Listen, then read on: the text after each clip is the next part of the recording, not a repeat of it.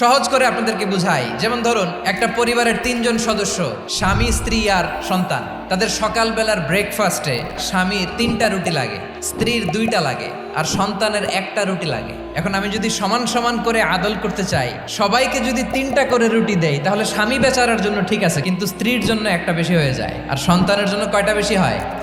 আচ্ছা, 2টা করে যদি সবাই দেয় সমান সমান নীতিতে, তাহলে স্ত্রীর জন্য, স্ত্রী বেচারির জন্য ঠিক আছে, কিন্তু স্বামীর কয়টা কম পড়ে? আর সন্তানের বেশি হয়ে যায় কয়টা? আচ্ছা, সমান সমান নীতিতে সবাইকে যদি সকালের নাস্তার জন্য 1টা করে রুটি দেই, সন্তানের জন্য ঠিক আছে, কিন্তু স্ত্রী বেচারির কম পড়ে কয়টা? স্বামীর কম পড়ে কয়টা? 2টা। আর আমি যদি স্বামীকে দেই 3টা, স্ত্রীকে দেই 2টা আর সন্তানকে দেই 1টা, তাহলে কারো অপচয় হবে না? যেখানে যার যতটুকু দরকার তাকে সেখানে ঠিক ততটুকু দিয়ে দেওয়ার নামই হচ্ছে আদল। আমরা বুঝতে পারলাম আল আদ শব্দের মানে হচ্ছে ইনসাফ বা সুবিচার বা ন্যায় বিচার।